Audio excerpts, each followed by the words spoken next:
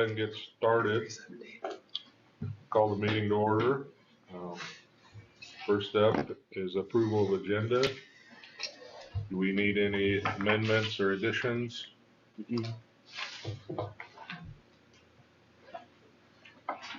Good.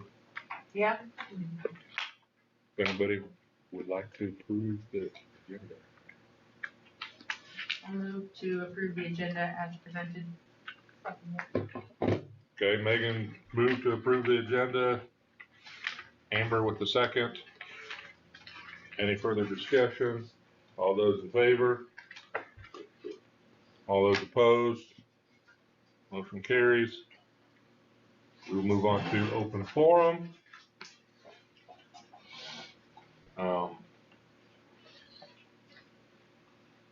I will make a little statement about open forum that let's try to keep it to 3 minutes. Not so much of a Q&A session, but hopefully this will be easy enough. It's Kathy, you're up. Okay, I just wanted to present this little brochure to the board members, make you aware of what's going on. It's a meeting. I did send this to our superintendent and to both principals, hoping that it would be passed on to the teachers. I have yet to have one teacher sign up for this program. QPR stands for Question, Persuade, and Refer. It is a 90-minute training session to teach people how to recognize signs of suicide. And so I was hoping teachers would come and take advantage of this. Carla McPhee is going to be, Jenny Mitchell will be presenting this. Prevention Board, I'm the chairman of Prevention Board, and we are one of the co-sponsors. And it's going to be Thursday night at 6:30 at SurePoint Electronics. And I'm going to be serving some food afterwards, so if you want to come get some food. But I really would like for you guys to please encourage, if you have some teachers you think might benefit from this. I've had a couple of people that were unaware that heard about it, I had spoken to, and they had already received the training and said they really did feel it was beneficial. You know, sometimes these things you go and you're like, okay, but I've heard good things about it. So I just wanted to bring that before the board. Kathy, what time does that start? It is at 6:30. 6:30? Yeah. Okay. There's the brochure. a Right flyer there. here. The flyer, Yeah. thank you. Yeah, so, and anybody else, anybody here, that it's a mental health issue, and not just among our youth. It doesn't discriminate, it's ageless. Are you on Oberlin Talk of the Town? Do you on Facebook? I am not. Okay, so I'm going to get you a number. Her name is Megan Huntley. Okay. She's the head of EMS over in Oberlin. Okay. She's working really hard to get a speaker come over to Oberlin. And I know she's looking for some help.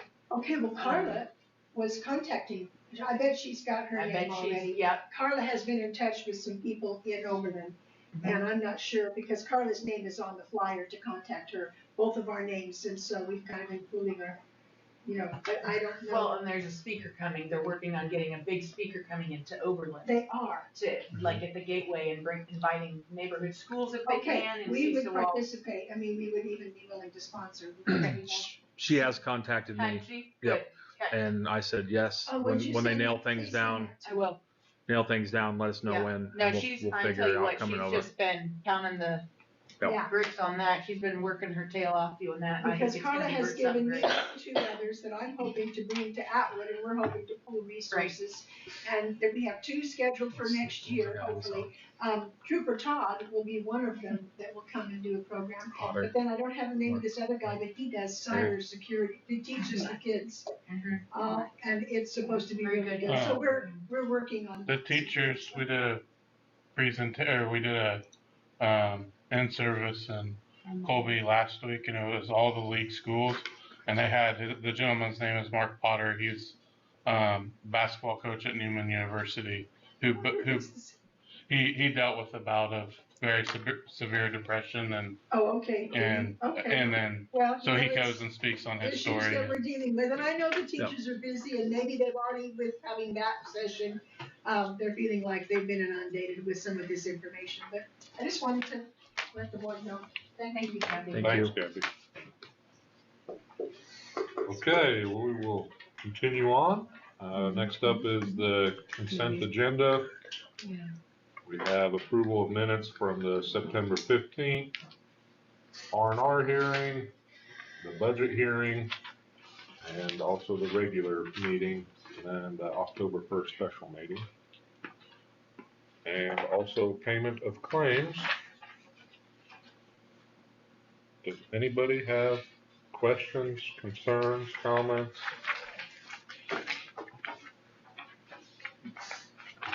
Yeah, I got a question. All right.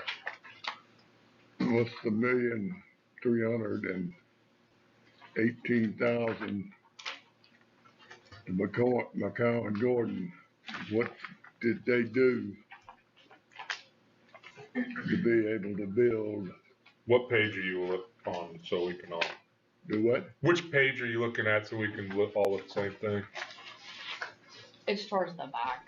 Yeah, It's the only capital page of the project, capital project. Emily put capital project bond for, a bond account on it. I don't see a page number.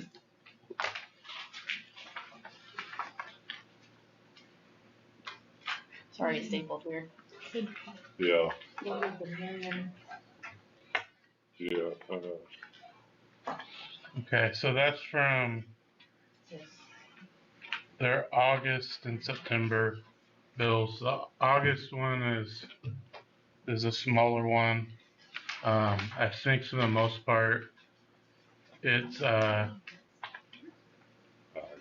it's some electrical work, things like that, that was done during August. The September one, I think it was about the same amount of work, but where it was different, and it shot the price up.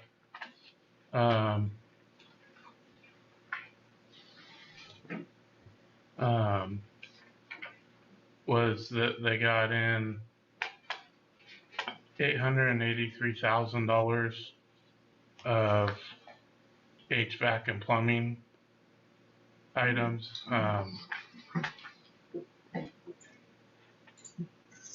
and that's where the majority. Eric, yeah, would you like us to jump in and explain it? Yeah, that'd be great. Yep. So, like Eric said, August was like I said, it was a pretty small amount. I think it was around 150 for the August amount. I have to go back and look for sure, but that included some of the sanitary work as well as some of the electrical work for VOAG. And then September was mainly, majority of that is, like Eric said, that is stored material. So there's roughly $883,000 of plumbing and mechanical equipment that's being stored in an insured and bonded warehouse. And then it also includes I have to go back and look exactly, but $200 and some thousand for structural steel for Area E. That will also be stored in a bonded and insured warehouse. And that's the bulk of the 1.165, if I remember right, for August or September. Sorry. So there's 500,000 approximately billed for electrical.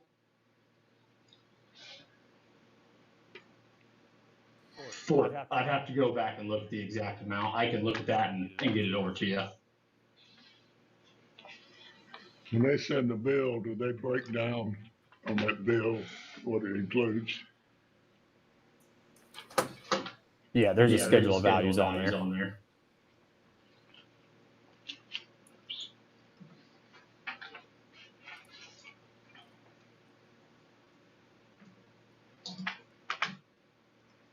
This is their bill, and it says,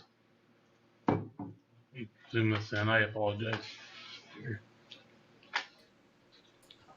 It goes through each one of the areas. So this is like GMP 1, basically. This is GMP 2. So it has like where we've added to it, and then the bracketed ones are subtractions from the original GMP.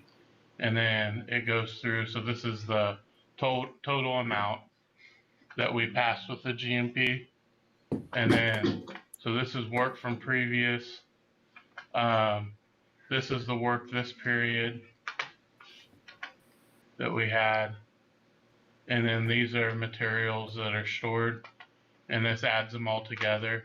Now, I have a spreadsheet that I'm working on. I have, there's a little bit of a formula to get to the number, which is on the bill, but that's shown here, right here. So there's a retainage, but that's taken off. I don't know what that means completely. I was gonna have a conversation with Zach and Eric here at some point just to see exactly what all that means. But it all adds up.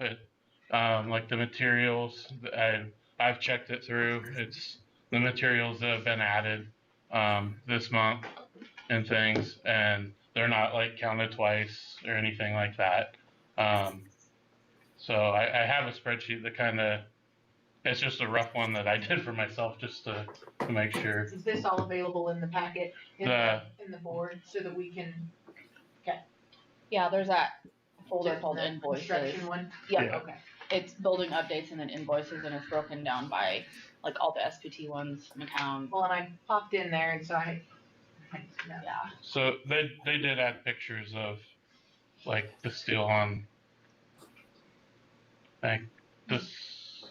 Yeah. Yeah. There, with that pay app, there was about 50 pictures of the structural steel from HME, all of the plumbing and mechanical. There's units and toilets and fittings and pipe, and all of that is included in that pay app.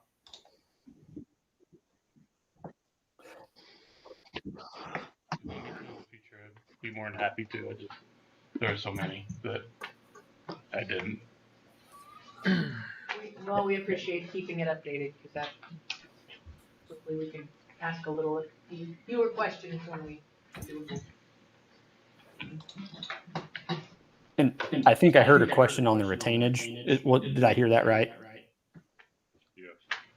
Yeah, so that's the 5% retainage. That's on all work in place and stored material that's held back by, it totals it on the cover sheet of that pay app. So far there's 5% of completed work plus 5% of stored material. That is held back intentionally. So that pulls 5% out. It is not part of the current payment due.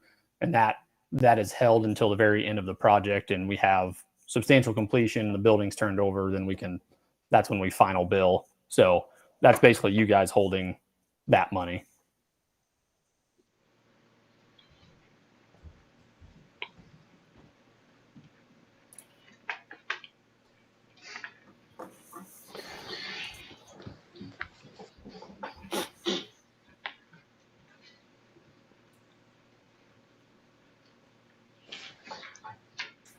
Okay, so what do you need? What payment things, Craig? Yep.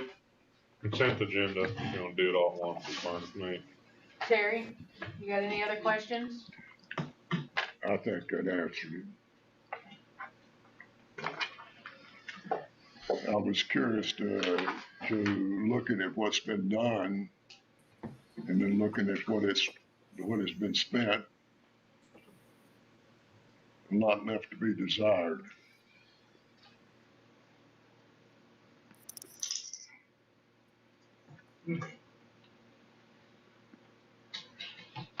Fair enough. If there's no further questions, is there a motion for approval of consent agenda?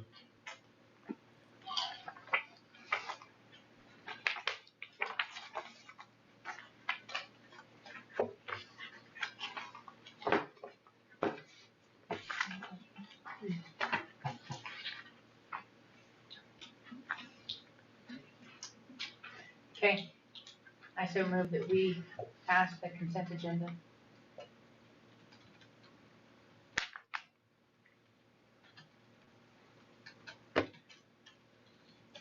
I'll second it. We'll get it going. So, Megan, with motion for approve the consent agenda as presented. I second it. No further discussion. All those in favor?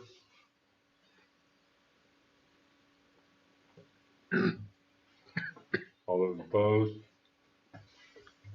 Motion carries. You voted, right? Judy? Okay. Sorry, I'm a little slow. Okay, continuing on. We have Mrs. Brand.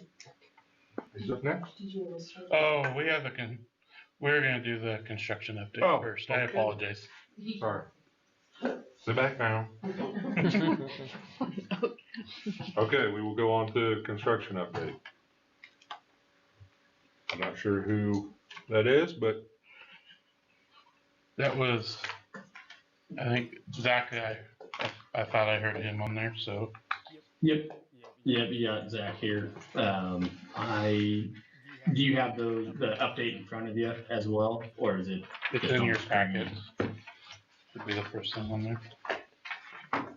Okay, let me see if I can share my screen as well. I need to get off of there.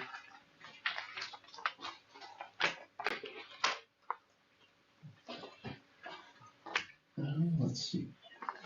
All right. Is everybody able to see? Is it pulling up on the screen? All right. we're working on it. Okay. Getting closer. We've got a nice picture of you and your wife or girlfriend. That's a few years old. Let's see. We'll stop and try again.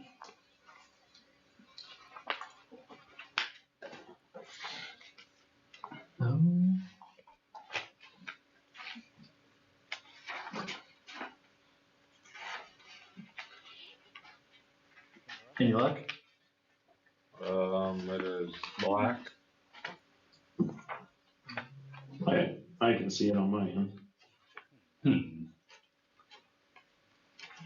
Well, if it's all right, I can talk through it. In that packet, there should be 2 pages with some photos of currently what's going on site.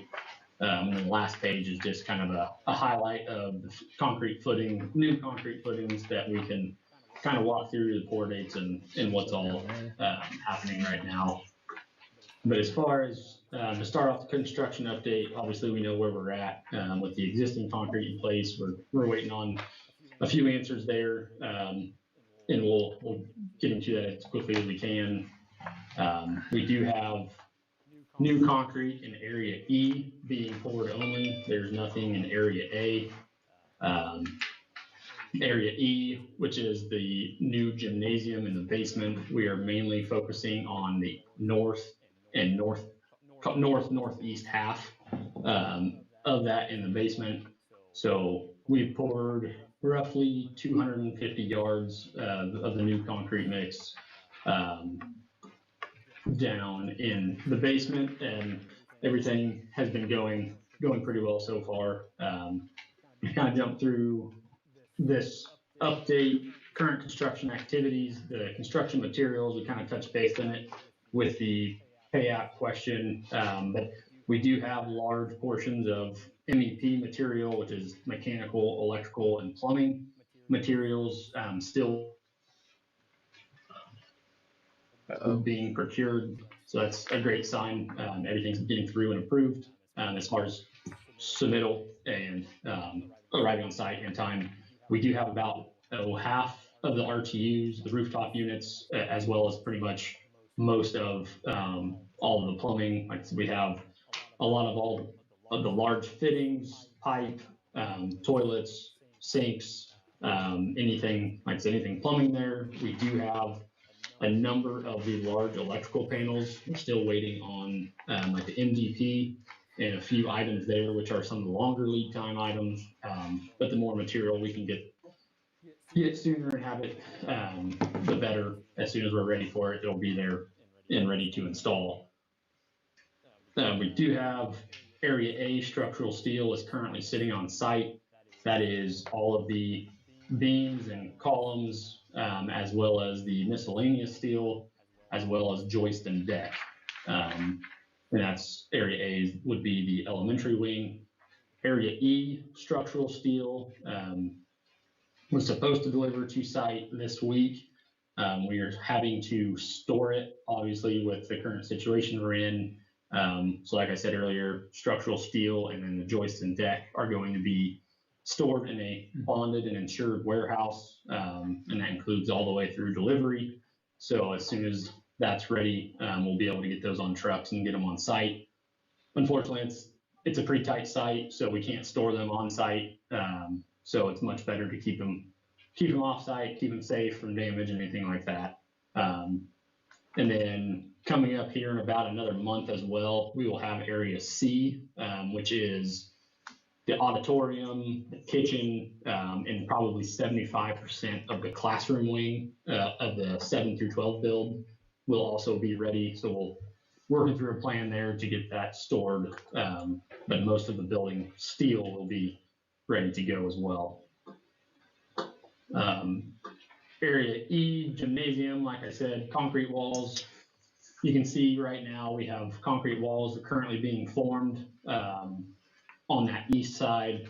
We are currently waiting on a few mechanical, electrical, and plumbing sleeves and blockouts.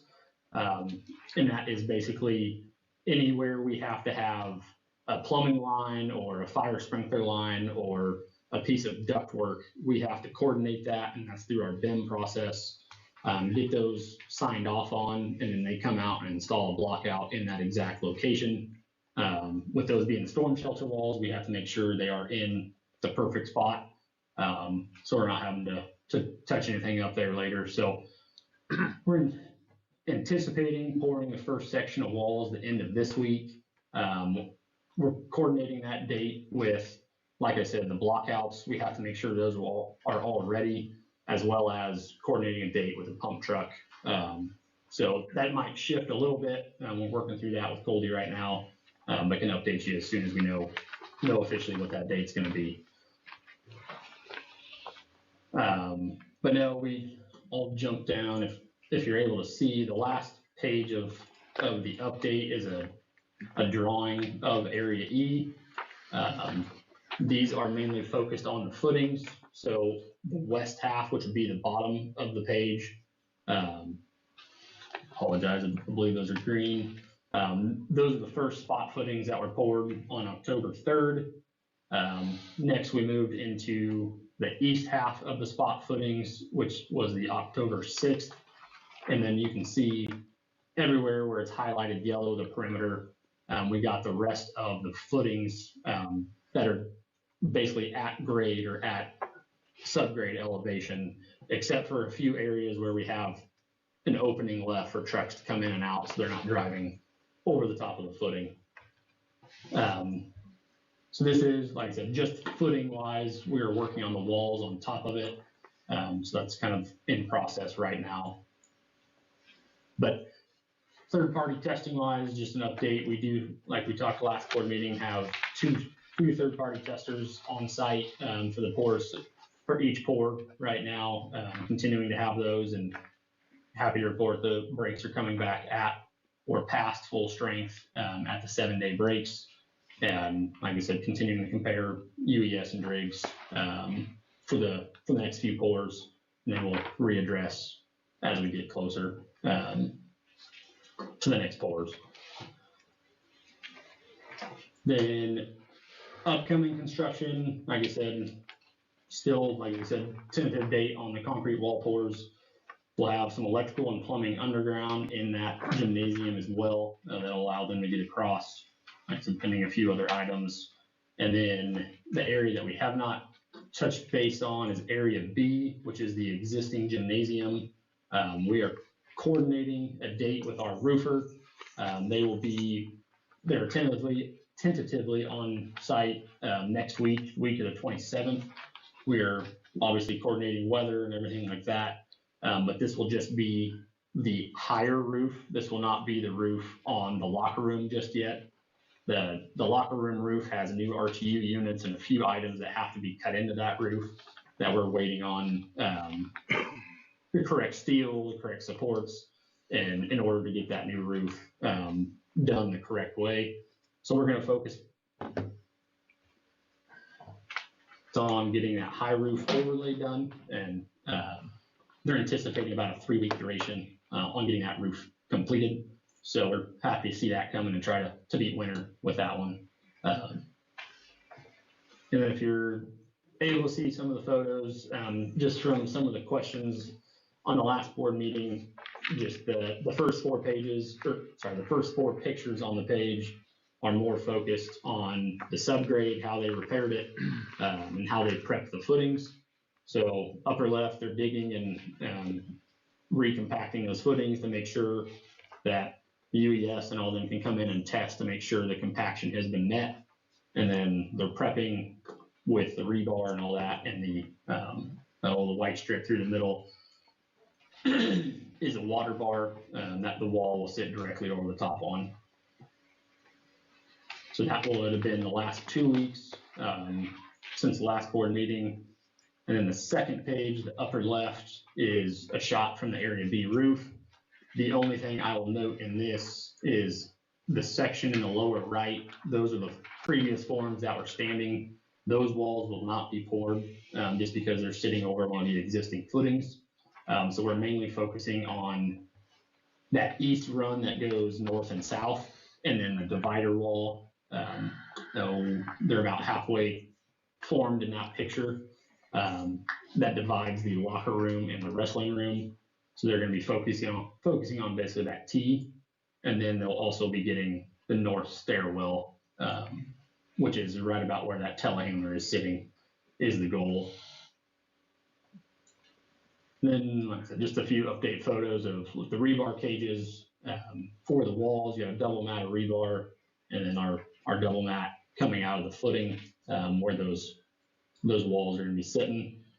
And then the last one is just the lower right is the existing roof up on Area B.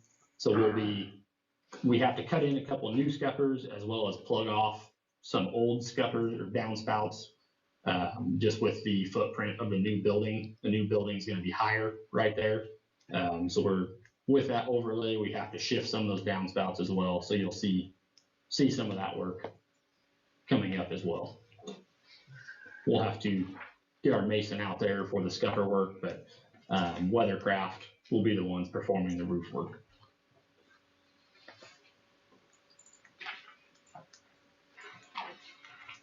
Any questions?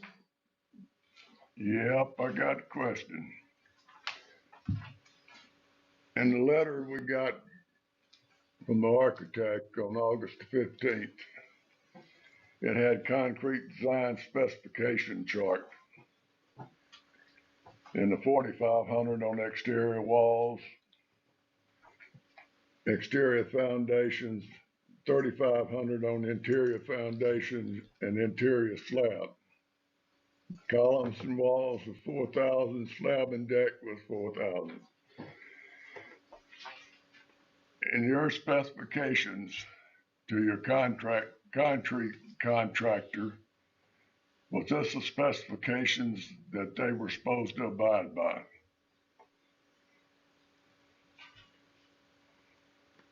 Yeah, they're supposed to abide by what's in the contract documents, correct?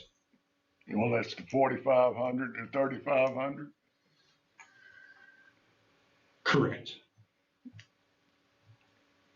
All right, then everything that's been poured on the north side, on the south side of what's been the north side, is well below specifications.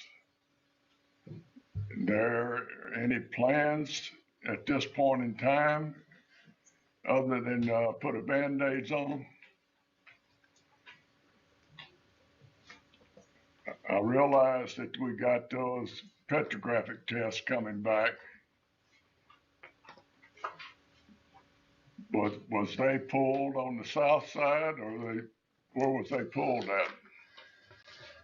The petrograph has one from each side. It'd be one from the elementary and then Sorry, we actually have 2 from the elementary and 1 from the north side, which would be the gymnasium.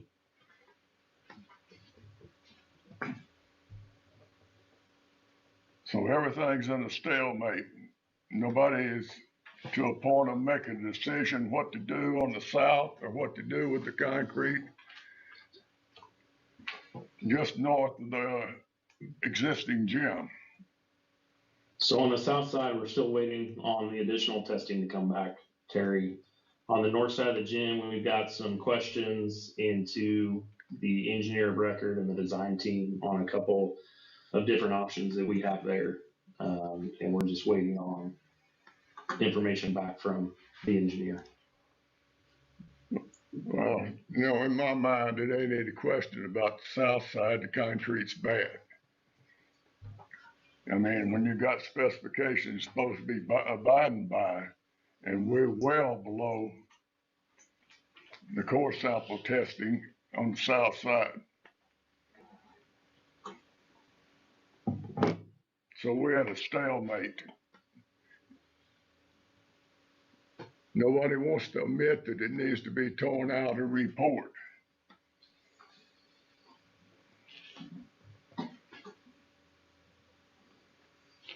Anything else, the Band-Aids is going to make it substantial.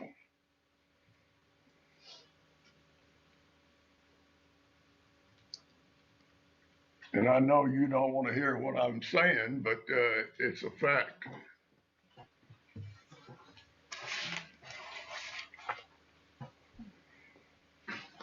Yeah, Terry, this is Barry. Yeah, so based on the last conversation that we all had was we were headed down the path of understanding the petrograph and getting those results back so we could see where the south concrete was with the ASR that was present in the concrete. So we're a matter of days away from understanding what that impact is, and that's gonna give us a whole lot more information and help us understand a whole lot more, and we'll have a better answer to that question. We're hopeful that can happen here within a matter of days and get that question cleared up for everybody. Well, I'm still looking at, Barry, that before the ASR showed up, it was still testing 2,500, 2,400 on core samples. It's below specs.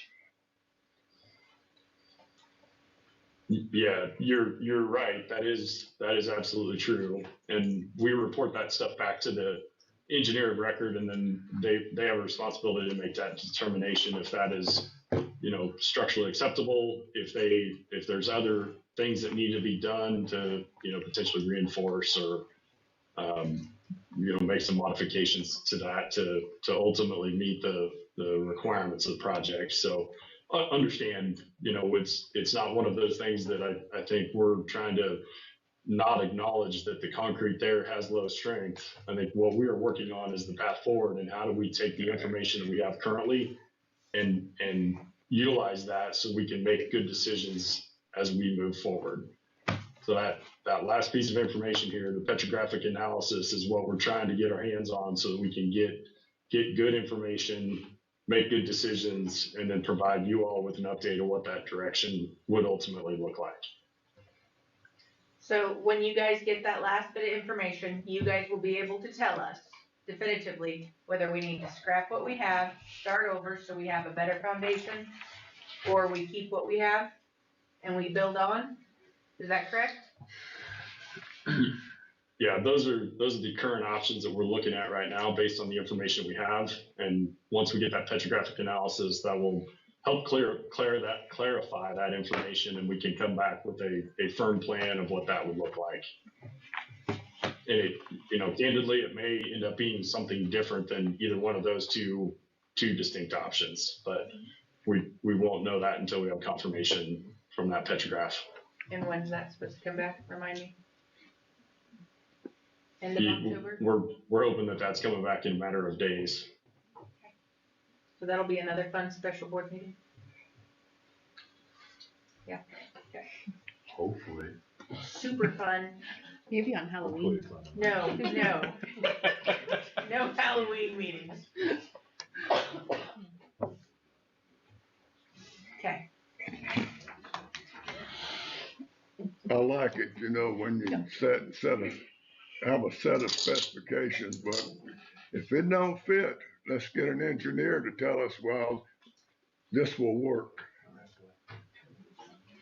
That's BS. And I will shut up.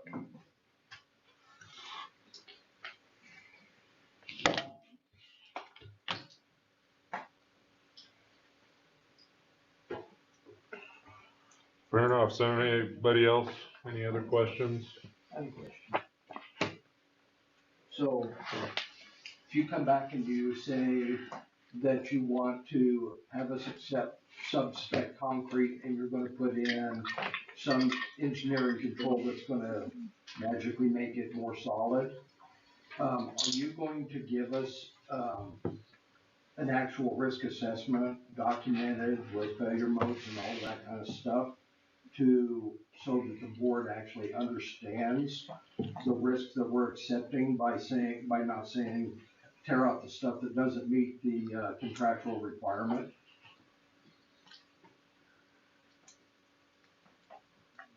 Because the truth is, if it doesn't meet spec, it's never gonna meet spec. And if you're asking us to accept something, that involves additional risk, and we should know what that risk is. We should also know the things that are gonna cause that risk to come to fruition. And I would very much like to see it fully documented, and that way there's, everything's above ground, except for the stuff that's below ground. Is that a fair request? Yeah, so I'm not certain if that's aimed at McCown Gordon or not here, but I'll go ahead and jump in. As far as the information that, you know, signing off that, you know, whatever the resolution is acceptable to meet the requirements of the design would be, that's where Greg and his team would come in alongside of the consultants, the structural engineers, to provide that information and give their input. And candidly, they're have a vested interest in that as well, just to make sure that things are on the up and up and that it is going to meet the needs of the project. So I think it's fair to say, and I don't want to speak on behalf of Greg, but I think it's fair to say that will all be considered in part of that discussion as we are providing that resolution and that recommendation for the fix. Who makes that decision though? Well, we're going to give you a recommendation based on our engineers' expertise, and our engineer established a specification to begin with. There's a lot that goes into understanding that specification and the requirement that is in there. And so we're going to make sure that you all understand that what you're being asked to accept. There's not going to be any risk from the school district. Nobody has any reason to accept any risk on this. Beyond what, and everybody has the expectation that this is going to be a 100-year solution, just as we originally specified. And we're going to give you that confidence before we move forward. Fair enough. Thanks, guys. So, Amber, Megan, you good? We're good. Terry, you good? I ain't good, but go ahead. Yep. All right. Okay, so thanks to who we got, all of McCown's team and Greg there. Kevin too. Kevin. If you guys don't have anything else for us, then I guess you're free to go. All right. That's fair? Thanks, everybody. Sounds good. Thanks all. Thank you. All right.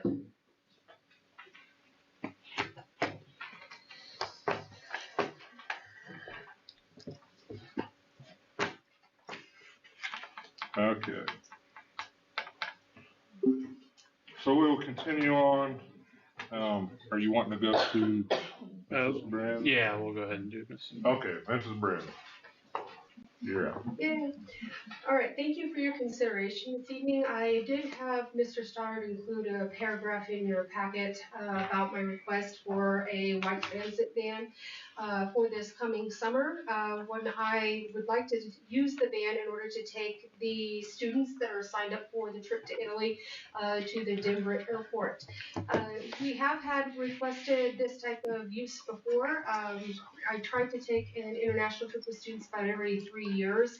And the last time we took a group to Greece, we requested the use of a white transit van in order to get the number of students I had to the airport with their luggage all in one vehicle. And so I'm just requesting that use again. We're using it Sunday, May 31st through Thursday, June 11th. And there'll be 8 students in the van with me. And then we will pay for the gas and for the storage at the airport. And I just basically need a vehicle to house us is what it amounts to. Or do you have questions? I think I tried to answer everything in that paragraph I used. You've been doing this for how long, you said? I've taken a couple groups to the East Coast and then internationally. Mrs. Leitner actually started this process quite a few years ago when she took various groups, and the school had always allowed her to use in that time frame. It was the Suburbans. I remember going myself in one, but in the recent times, it's been the white transit van. That way it's just me drive it. Fair enough. If anybody else have any other questions, concerns? You want a motion? Yes, I would Okay. like a motion. I move that we allow Mrs. Brin to use one of the transit vans to take her group of students to Denver for their fun and fantastic trip. We look forward to hearing about it. Okay, Megan with motion, Amber second. Any further discussion? All those in favor? All opposed? Motion carries. Thank you. Got a van. Safe travels. Okay, we will move on again. Dr. Carter? Yeah, Dr. Carter. Okay, Dr. Carter with Colby Community College has something to tell us. Good evening, how's everybody? Good. You just call me Seth. My name is Seth Carter, Colby Community College. It takes me a while. I'm just trying to get in the convention there fast now. I'm not talking about a van or concrete, so. That's not what I'm here for. Wanted to focus on some different, and I apologize, is there a place I should stand? Anywhere you want. Right there. Is this okay? Yep. If you prefer that they can't see me on camera, that'd be better for all of them, I'm sure. But Oh, it It'll follows find you. Perfect. I knew when I talked, that's great. I wanted to let you all know about some of the different initiatives that Colby Community College has that will help serve your students. One of the things that I always talk about is trying to figure out what can we do to help those students receive post-secondary education. And I think what Colby Community College has put together for you all is something that will be a game changer for a lot of students. I always try to relate this personally. I'm one of 9 kids. My dad died when I was 8 years old. Did not have the opportunity, except for going to a community college, to be able to pursue post-secondary education. So one of the things that we really try to focus on is making education more accessible and more affordable for everyone. And that's what you're going to see within these packets. The first thing that you will notice, Colby Community College has a 60 for 60 scholarship drive. Colby Community College is celebrating our 60 years of existence. For that, we wanted to create 60 new endowed scholarships. As it stands today, we've hit 134 new endowed scholarships during that time. That's the equivalent of about $1.34 million in new endowed scholarships for our students. Those are on the post-secondary side for those students to obtain. On the academic front, Colby Community College has had the highest graduation rate in the state of Kansas 7 out of the last 10 years. The years we weren't number 1, we were number 2, number 3, number 4. I don't know if there's any Chiefs fans in here, but it'd be the equivalent of the Chiefs going to the Super Bowl 8 times. I'm a lifelong 49ers fan, so it pains me to make that admission to you all. But in the years they didn't win the Super Bowl, they lost once, but they made it to the AFC Championship every time. We've had the highest full-time retention rate in the state of Kansas 5 out of the last 6 years, and we were just recently recognized in the top 2% of all community colleges in the nation. For you all, and I think this is the most important part, is our Colby Commitment Scholarship. Colby Community College created a scholarship based off our interest income. What we do, we literally take these dollars and scholarship them back to our USDs. Colby Community College serves 14 counties. What we have done is we have negotiated with a local bank based on our interest rates that we stay 10 basis points behind the treasury rate. We did all of that in 2015. We had $230,000 unrestricted cash. That's the equivalent of us having $5 in our checking account. We were flat broke. Didn't really matter. It matters today. Our unrestricted cash is about $25.5 million, and it was drawing 5% interest at one point. So we have literally taken those dollars and then scholarship them back to our students. What that equates to is that our students, anyone that's on free or reduced lunches, can come to Colby Community College, books, tuition, fees at no expense to that student. Anyone that does not fall in that category gets books, tuition, and fees at $50 a credit hour. You can go through here and see within the counties how many students this has served, how much money this has saved. So in 1 year, this saved our 14 county service area $617,925. I can tell you on the $50 a credit hour, depending upon the book, on the sciences, doesn't even cover the cost of the book for us to go through and to do that. We really wanted to focus on being able to give that back to those students and providing access for them. And in my mind, this is a very meaningful scholarship that allows us to go through and to do that. And the college is committed to doing that through the spring of 2026. It is a year-to-year basis that we have to go through and evaluate because the treasury rate is going down, interest rates are going down, and cash is becoming harder. Just so you all know, within that time, when we're going through as taxpayers, I think we can all be acutely aware of this. During this time period, Colby Community College has lowered our 8 mills. We're levying less money than we did in 2018. We have added almost $25 million worth of new facilities since 2020, and we've done this all while reducing the burden of taxation. Our enrollment growth, so the average community college over the last 10 years is down almost 30%. Colby Community College is up 14.91%. We are the only one in the state of Kansas with positive enrollment growth over the last decade. Colby Community College also had the highest percentage of enrollment increase amongst all 32 public institutions in the state of Kansas on the fall preliminary reports. As you go through and you start looking at facilities, we have renovated every classroom on campus. We have redone every dorm. The college owns 41 buildings with roofs.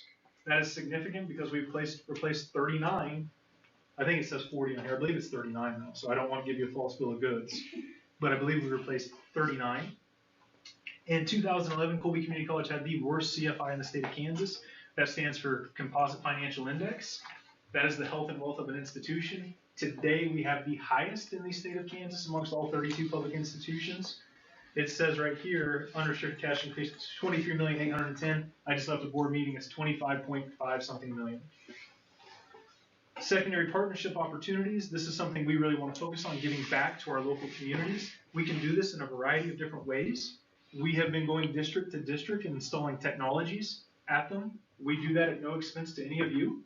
We literally go through and install that. We have our IT department go to those respective districts, install the technology. There is no expense to the district. We have been providing dispositions of surpluses of furniture and technology all throughout.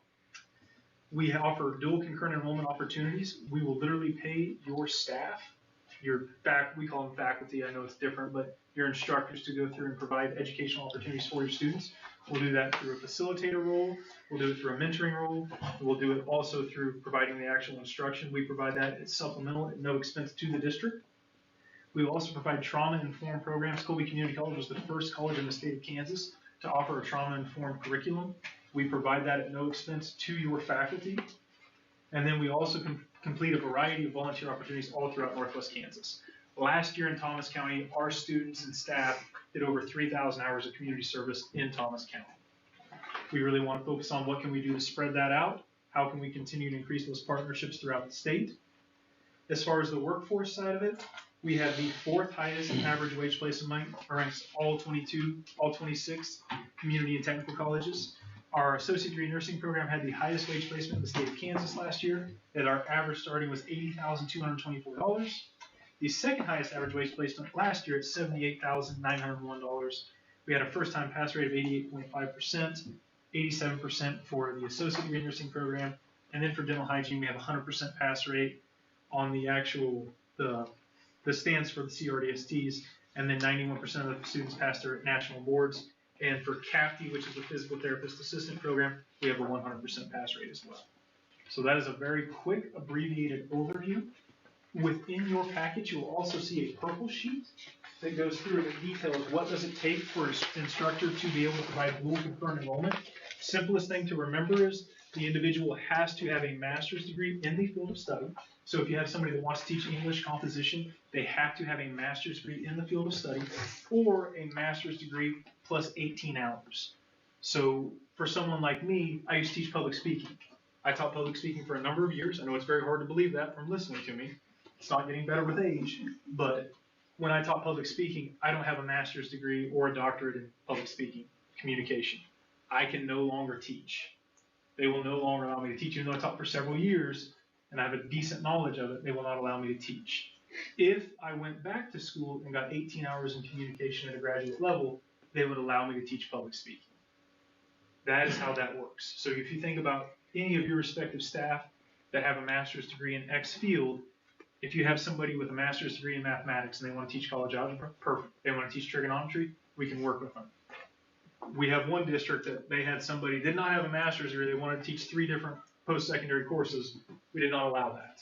But also, there's a different consideration that comes in here. We have the professional decision to make an exception if you have someone that's been a math teacher for 35 years. I'm under no disillusion that a graduate or a TA, teacher assistant at a university is more qualified than your faculty member. So there are different things we can go through and do. It is just communication between us and the district. So we would work with so one of our credentialed faculty members teach it, and then we would pay your chemistry teacher to be a classroom facilitator so those students actually have someone immediately in that classroom they could turn to and get help. There's a variety of ways to do this. I've always said there's 100 ways to skin a cat. I don't know what you want with a skinned cat. That's your prerogative, but we can do a variety of things to help. And when I go through and say help, I'm not insinuating any of you need our help. I'm not saying that at all. But I also know there are a lot of students that do need help. And we're providing an opportunity here that is going to help a lot of students. It's saved those counties over $500,000 in 1 year. We know this works. We know this helps. Colby Community College has a long story tradition of providing those services for students. And we're in a really unique spot. I mean, a lot of things have gone very, very right. Some things we've just gotten dumb luck on. But trying to go through and work on this, we want to focus on giving back.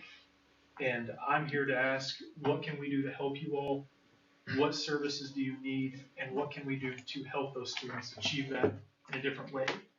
One of the things that Superintendent Stoddard and I have talked about is, I know we will have financial aid nights. So we will send our financial aid staff out here. If your students, even if you say, hey, they're not going to Colby, that's fine. They still need to know what options are available for them. We can go through and we can do advising for your students as well. If you want advisors to come out and assist students to say, hey, I don't know what classes I want to take. I don't know what this will look like. We will help. We just need to know what is needed. We can schedule those nights. We can work on all that, and we can help take care of the students. That is a very abbreviated format. Also within there, you have our last annual report. It just goes through and highlights some of the different things that we're working on campus, some of the different changes that you're going to continue to see. We've got some big projects in the hopper right now. We're getting ready to build a $7 million dorm. That is our next big project. We just bought a $500,000 bus tonight. If you're not familiar, that band deal seems like a good deal. You guys should jump on that. But just want to see what we can do to help and what we can be doing a better job. What is the youngest age that, I mean, obviously it's high school, but at what age or what grade can they even begin this process? Do they, you know, if you have kids that are testing above on some math or English, you know, what's the... So generally the program is reserved for juniors and seniors. Okay. However, if you have a gifted child, if you have someone, we had the youngest that I've come across, I think we had an 8th grader taking college courses. That individual, she was brilliant. She was very, very intelligent. She's much smarter than I am, which that's not a prize in itself, but we do have those exceptions where a student is going through and if they're rising above all that, the one thing that we don't want to do, I don't want to set somebody up for failure. Absolutely. Because I don't want somebody, a freshman coming in and saying, hey, I need to do this, overloading that student. There's a big difference between a college course and a high school course, and I don't mean that derogatory at all. I've just dealt with enough students over the years, well, hey, I'm a straight A student. then they start taking college courses and suddenly they're not a straight A student. But yeah, it would just depend on the students' test scores, what their KSD curriculum is, what they're having to take to graduate. But we're happy to go through and evaluate those on a case-to-case basis as well. But predominantly juniors. Okay. Yes, sir.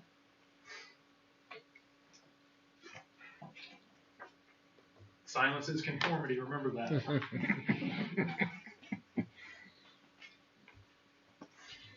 But we do hope it's a service for students. And again, this is something I am deeply passionate about. My mom, after my dad died, my mom worked 2 full-time minimum wage jobs trying to support us. And trying to take dual concurrent enrollment classes through high school, we did not have the money to do that. It was a huge, huge issue for my parents to pay for that. So I would be lying. The way that we structured that is based off a lot of my personal experience. I was never on free or reduced lunches. There's no reason we didn't qualify them. But knowing students will have an alternative, have an opportunity to do that. I had a gentleman who was telling me his daughter's either going to go to Colby Community College or K-State, and they're almost the exact same cost. I said, sir, that's not even remotely accurate. I mean, as we went through and we talked about that, we could save his daughter almost $20,000 a year with her respective living arrangements to go to Colby versus going to K-State off the bat. I personally, I went to 5 colleges. I have 9 degrees, 4 honorary, and then 5 that I sort of earned throughout those different things. Starting at a community college gave me the foundation to be successful. Had I not gone to Allen Community College to begin with, I would not be having this conversation with you all tonight. So that is the opportunity I personally want for every student to be able to take advantage of. It is far and away the best scholarship program in the state of Kansas. I challenge you to go through and find that anywhere else where we'll beat our prices on this. We only offer this to our 14 county service area. If you go through and look at the documents within there, if it says if they inquire outside of our service area, we will not offer it. This is a benefit to Northwest Kansas. We did go through and adjust our policy last year to help open, because I think we all felt we were kind of missing the boat here on offering college credits to our kids. One change we did make this year, we are offering the English comp dual credit because our teacher was able to get credentialed to do that. And I really like that aspect of it. And, you know, it's definitely a conversation I want to have with my other staff and figure out where they're at and their desire to do, if they have the desire to do that. And I mean, I would definitely be all for it. So. I just think there's a lot of opportunities for partnership. And I mean, you're all acutely aware of this. You're in Northwest Kansas. Nobody's coming to help us. We're going to have to help ourselves. These resources are going to get harder. So I think as long as there's a lot of shared collaboration amongst all of us, we can do a lot of good. We can help a lot of people. And that's kind of the approach that I've been at Colby for 11 years now. So I've been here for a minute. Shows you how hard it is to fire a president. If you're wondering. I think they're still actively trying, but apparently it's a process. Really? You kids always liked you. You always seem to have people around you to call them, so. For better or for worse, yes. Absolutely. Any questions, anything I can answer? So have the admin been introduced to this before, or is this have you heard any of this information, or what is? Yeah, I mean, it'd been a few years ago. I think you came over and visited us a few years ago. Yeah. But just through doing some of this, you know, talking to some of the other staff there, I mean.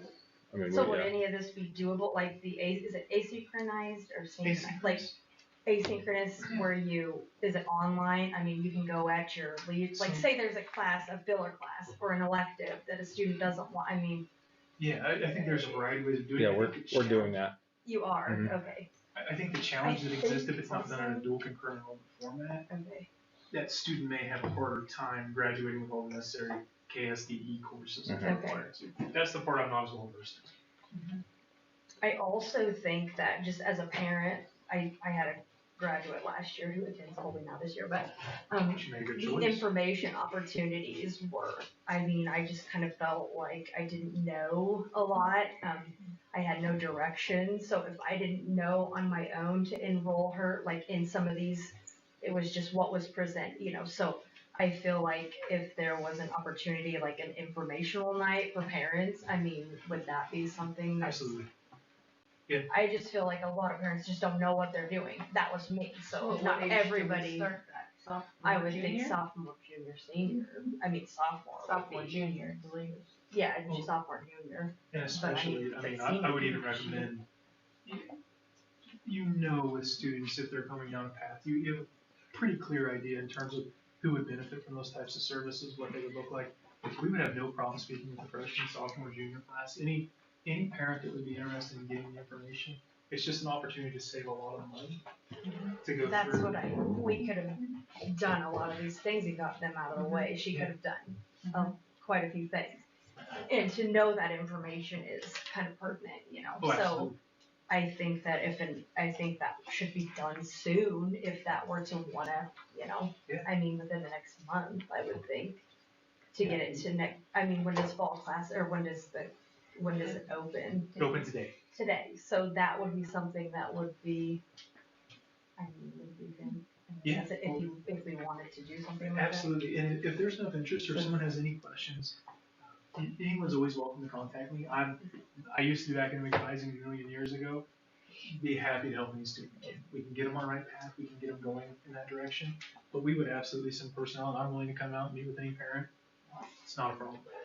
And I mean, Mrs. Bowles is visiting with us, our juniors and seniors right now about the classes to enroll in. And there's a pretty good uptick from last year to this year on kids taking classes through Colby with our policy shift.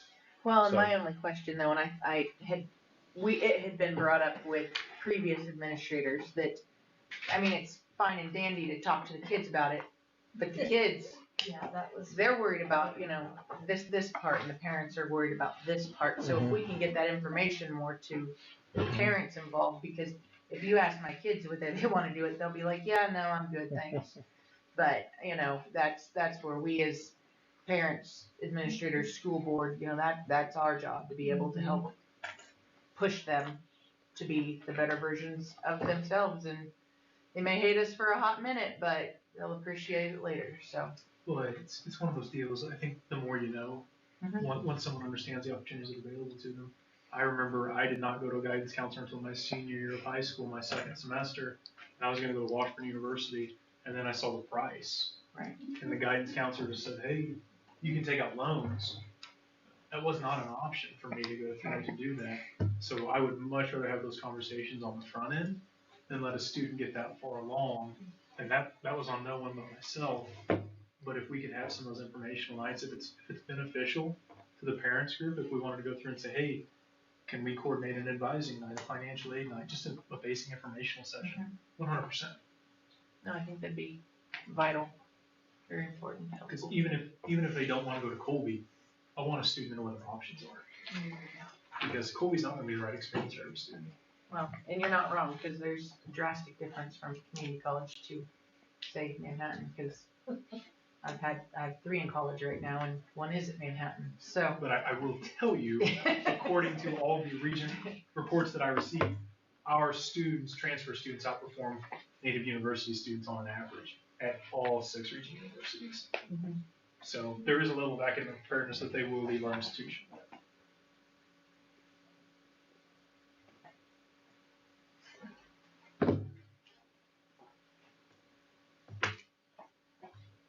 Very good. Appreciate you all. Thank you for the opportunity. Thank you, Seth, for Thank coming you. in. Guys have a wonderful Thank night. you. Thank you.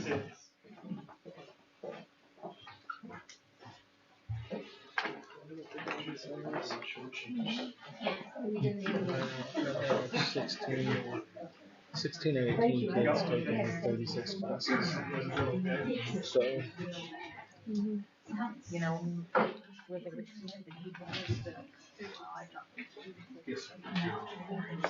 All righty, we will continue on. Is everybody still good? Need a break, anything? Good? Go. do you need one? Nope. Sure. and FYI, I did go out and thrill share today to junior and senior parents of offerings. You So, did what now, sorry? the offerings through Colby. Tara sent them out to junior and senior parents today. So And that's, you know, I think that's the biggest, as a parent, you know, you don't find out about some of these opportunities for these kids until they're like, oh yeah, well, you know, yeah, they talked to us and asked about it. Well, you know, that may not be a big deal to them because they don't see the impact that it, I mean, but I know watching Lily and Michaela graduate last year with associates, you know, there was probably 24 kids as high schoolers that hadn't even graduated high school yet that they were getting an associate with it. So Yeah, and that's a big reason we did adjust with any our opportunity policy we can give these kids, that's to allow our juniors and seniors perfect. the opportunity and, you know, and some of those elective hours to take some classes through Colby. Well, and you guys can run 1,000 miles a minute and try and get these parents involved, and if you can't get them to get involved, that's not on you guys, but having that opportunity, that's huge. You see the number of seniors who have a TA hour, you know, I mean, that's not all fine and dandy, but man, an opportunity to take a college class Oh, 100%. in place of that is Makes a great. big in impact. my- Well, in and my I really opinion. think like the more you have do it, the more it'll catch on. Yeah. And I think it'll start to build like, oh, what Well, you just graduated with how You many? did what? classes? The The cost cost what? savings. Yes, Oh absolutely. yeah, the cost savings and then being at home while you're taking a college class and having Well, that support system. You're right, and It's it's not that amazing. shock and awe when No. we say, congratulations, you graduated. Right. Do you know how to study? I think it's good too for our kids. I know we have kids who go to our big universities and they're successful, but I know from my experience, I didn't go to community college. I went to Sterling College my first year, but just being in a smaller environment, I needed that for a year before I went to K-State. Perfect. Good start. Very good. Do we want to go through state assessment results? Yeah, we can do that. So, you guys have a paper in your packet. It looks like this, and everything that's up here is on that. I wanted to have it for you, in your packet, so you could go back and reference it. So the state, they give you a lot of information when you get your state assessment results.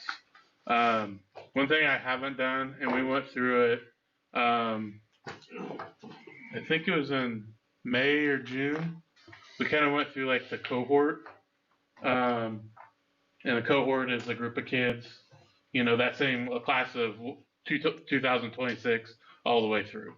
You know, it's really hard because, and I didn't print this part off, but we'll go through it later. But you look from third grade in 2024 to third grade 2025, they're not the same kids. And so they all have different needs and things like that. And I'm not trying to make an excuse or anything, but every class is different. And they all have, like I said, there's different needs and they all perform different. And we're small enough that really shows up. Well, and you don't test every grade every year. So like you would say the average, you know, doesn't really matter, but it does because now you're not testing every grade level when it comes to reading or math. So it is completely different students. So overall, these are our scores, math, and I did I highlighted the 2025 because the 2024 they're different tests, they're different cut scores, and I don't know that it's hard for me to say that they're relevant from year to year, just because of that. And so typically we look at the state average on that, and so in general, overall, I would say that we're beating the state average if you look at that. Now, are there areas we need to improve on and things like that? Absolutely. I just I have a quick question. Yeah. What's the 1, 2, 3, 4? So the 1, 2, 3, 4 is a score. A 1 means that they're not academically prepared. I can't remember. I should have got the exact verbiage. So that 1 they is had. bad, 4 is good. Yes. Yeah. Okay. Yep. And it has something to do with like 2 is they're prepared to. So is that percentage thing? That's how many kids are in the 1? Yes. We have 23. 0.62. Yeah. 1, yeah. 13 in the 4. Mm-hmm. And the 4 is like they're beyond ready to go to like to college or limited basic proficient. Does that sound right? limited. And they kind of changed that verbiage a little bit this year, so that's why I'm hesitating a little bit to say exactly what each of those mean.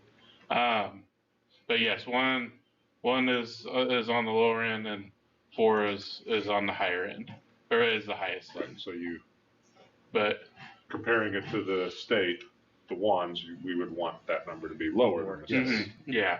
But at the 4, you would want that Yes. number to be higher. Yeah, 3s and 4s you want to be higher. Yes.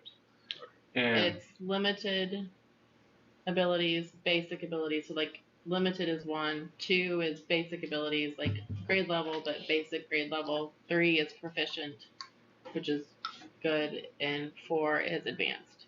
So you want 2s and above. I mean, really you want 3s and above, but 2s are basic classroom abilities. 1s are limited. That's scores. Okay, continue on. All right, so just kind of going through that. Then I looked at our different kind of subgroups of students. So at first I looked at the number of kids that we had, in each of those areas. And so I believe math we're at 73 students, and ELA we're at 75 students in 3s and 4s, and it just goes from there. Then percentage-wise, I looked at our free and reduced, which is our when that's an indication if they're living in poverty, which we have 55-60% who are free or reduced is our percentage, and so you can see how that affects our scores. Like that's a subgroup where there's a higher number in one on both than our average is the way you really need to look at that. And there's a lower number as who's scoring in the 3s and 4s. And so that's something to look at. With disability, that's the students on IEPs. I'll have to look, like that might include gifted kids too, because they're on IEPs. It might just be a speech. They have a speech IEP. That doesn't necessarily mean, they're working on their speech skills. An area that really got me, and we have more and more students who are coming with English as not their first language, and that's really that's something to me. I see those numbers, and I think we have good supports and things. I think we just need to keep looking at that. Are we meeting the needs of those kids and things like that? And then at the bottom is female and male students, so the boys and girls, just to kind of see where we're at with those things. So let's see here. And then I went and looked at kind of the differences between our neighboring schools. I didn't have a huge page, so I tried to get the closest ones to us to look at that. To me, we're right in the middle, I guess, of that, of how the other schools are performing. I will say every school has different needs, though.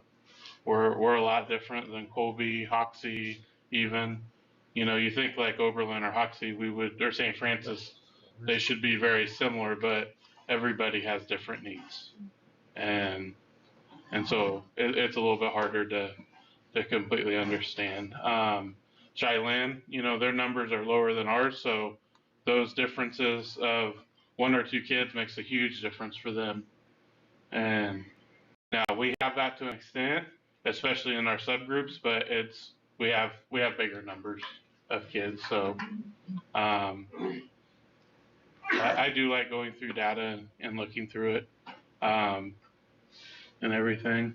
And then I just went through our grade levels, and you'll really see on these that, you know, the kids performed at different levels. What we've even kind of found out, like historically, when you have an assessment for several years, you can even see, like, let's say the third grade math every year is a really hard one. If that's an example, you know, and it doesn't matter. You have a very high performing class, they always do a little bit lower on that year. If they're a struggling class, they go way lower on that. But like I said, this is the first year. It's really hard to get that off of that right now. So this would be the fourth graders now? Yeah, this would be the fourth graders right now. And really, so the 2024 would be fifth graders right now. I don't have these on the totally on different those. test. I'll go back through and scores. Add these numbers to my cohort sheet that we talked about before, and then bring them back. So fourth grade.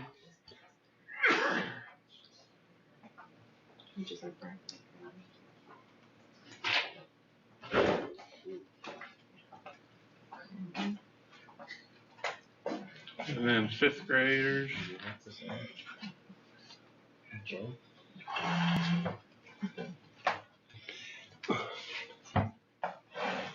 You made it. Sixth grade.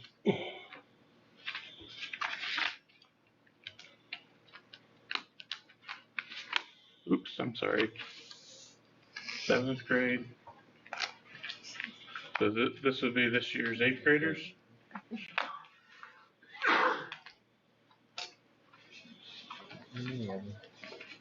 Then the eighth graders, so this year's freshmen.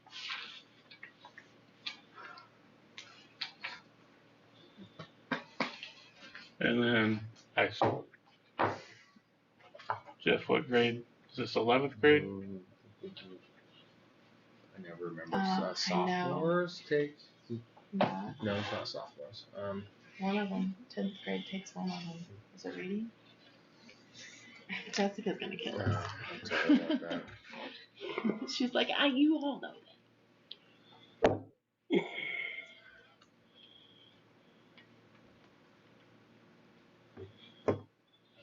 Okay. So your difference in your numbers from one for 2024 to 2025, is that just difference in classes? Is that just performance abilities for kids? What are we? I think that there's a couple different factors. First of all, they changed the test and the way they score it. So it's literally comparing apples to oranges right now. It's a different test. It's a different way to score. They changed it. I think we maybe talked about this where last year if you scored a 230, you possibly got a 2. But now you have to score like a 435 to get a 2. Yeah. So it's completely different. The scoring's different. So to try to compare it, I'm not really sure if that's even possible, and they've actually told us it's not really possible. But the other thing is, yes, you're comparing different classes completely. So, I mean, we have classes that have heavy Spanish-speaking students or IEP students, and 2 students is going to skew a class, you know. Okay. No, that makes sense. I Yeah. just thought I would. Yeah, no, it's a very good question, but yeah, it's kind of, yeah. Difference. Now, next year,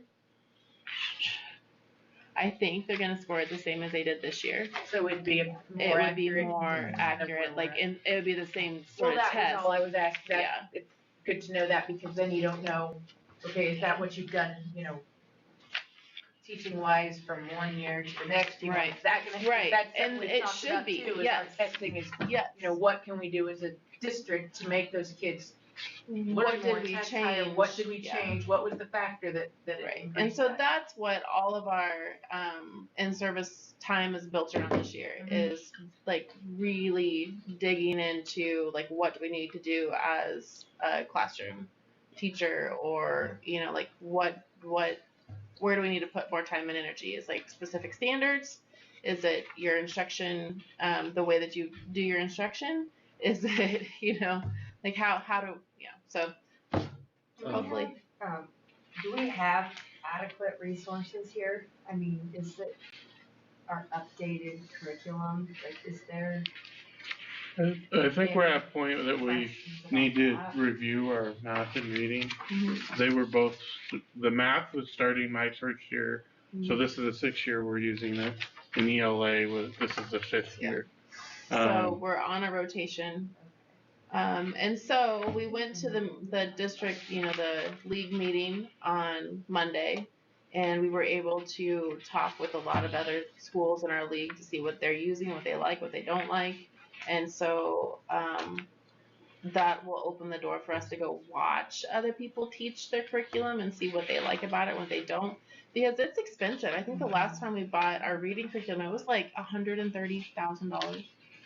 It's not a pretty price tag, and you're stuck with it for 5 years. Study that for quite a while. I mean, there was a lot of deliberation as to which one you guys would choose. The other part of that is you learn it, the scores typically go down. Right, because once you get a new one, it's hard, you're learning how to teach it. Right. Well, it's usually like a 3 or 4 year process. It's not fair when you have to re-educate the educator. Yes, right. So we don't want to jump 2 feet in to something that's fair enough. Yeah, but yes, we are putting some time and energy into figuring out what we want to change. So I will say that where I do think we're getting better, and I think we'd all agree we need to continue on this path, is the questions are asked in a certain way, and just they call them interim assessments, and making sure the kids are used to the way they ask those questions and they understand what they're asking from them. And like more and more teachers our are getting reading curriculum or math curriculum, they ask it a certain way, but then when you get into the state assessment, they kind of flip it around and kids get confused. The 10th grade takes the reading assessment, and they're doing their interim tomorrow. So. Well, goes back to that whole, we almost needed a class to learn how to study before we expect them to know how to study. I think the other area that we need to look at is our intervention and everything that we're doing with those collaboration days are all geared around the data that we're receiving off of those. And that really helps. There's other opportunities out there for us. We just have to pick if it's right for us and if it's the right time. There's a state group, it's called TASN, that can help come in and if we need them to help, especially like with our intervention system, and but it really takes a commitment from everybody to do that. There's some schools that don't see the benefit because they don't commit to it. There's some who really commit to it and they do really well off of it. So it's just. Are there any other questions? I'll give it.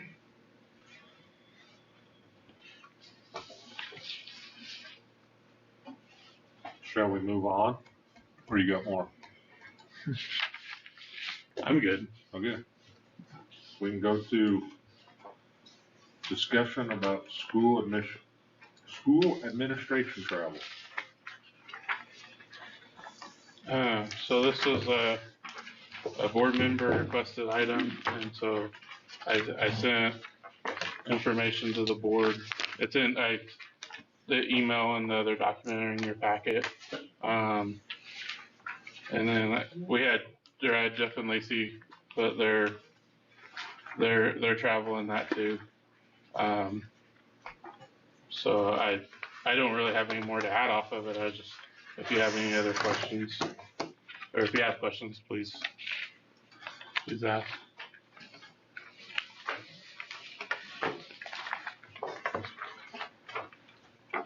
Awful busy.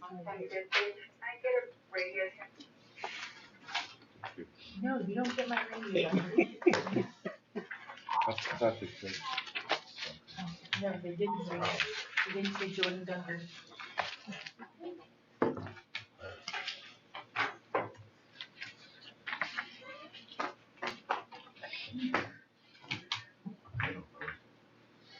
Behind us. Okay, does anybody have any questions about the administration travel reports? I guess I'm not the one that requested it. I guess my only thought on the whole thing was that making sure we had admin in the school district. At least one, no matter what, that's. We tried to do that. We tried to coordinate. I know that we have one coming up here in a couple weeks. It's for KISA, and it's one that we're required to go to. So that's one that we.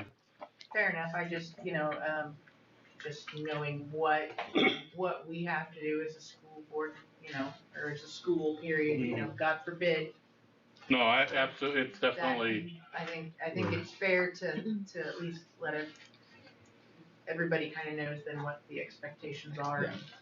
It's not often. It's usually in the summer when we all have to be somewhere, but there are a couple like KISA where we will go to Oakley, together. But usually we like let Dion or at the high school know, or I let one of my teachers know down here that they are in charge of anything that would be out of the ordinary. Yeah. I think it's probably just been a handful of times. Yeah. Probably in the last 2 or 3 years even. I know, and I guess the only grumblings I've ever heard was when you guys were trying to recruit and things like that, and I understand the necessity of having representatives, but, those are the things I think probably are the ones that we still have to have somebody at home. Yeah, we did that one time where we took all 3 and then we decided that after that, 1 or 2 after that, so. Yeah, I think it was just once. Once we kind of knew better what that looked like, and we try really hard to have somebody here, because I know if we're all gone, we're all nervous. Right. So. I don't leave the county without training. So, The one that requested it was concerned with the amount of meetings, to make sure that they were all being able to use in operation of the school district, things like that. So it's not wasted any time and don't go anywhere you have to, I think is the big thing. I would say on the operation of the school, like when we're gone, if it would happen to be like a snow day, or we have it covered, it's either, like Jeff and Trevor are going out and, we're still talking. If there's like a weather situation, there have been a few times where, like, if for some reason I knew it'd be difficult for them to contact me, okay, Jeff and Trevor, then it's really Jeff is the ultimate decider on that. That doesn't happen very often either. I think of 1 or 2 times that's really happened, but like I don't feel like we leave that stone unturned as far as, we're all aware if we're here or if we're not, and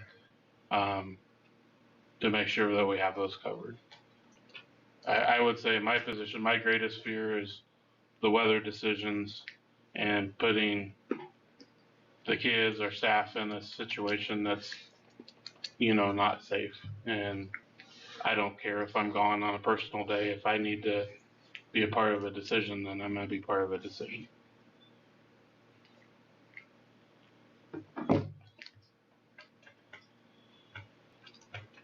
Fair enough. Wiener, do you want to take it over? I done all the easy stuff. Go right ahead. You're doing great. I do apologize to everybody for being late. We were talking about it the whole time. I was trying to get money to pay your husband's bank off.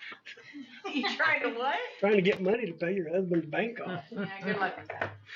Yeah, that's not gonna happen. Okay, if there are no more questions, we can go to admin reports. All right. Nope, I'm just gonna, so you wanna go first? Okay, I'll go first. So one thing we've talked about a little bit here is the in-service that we had on Monday.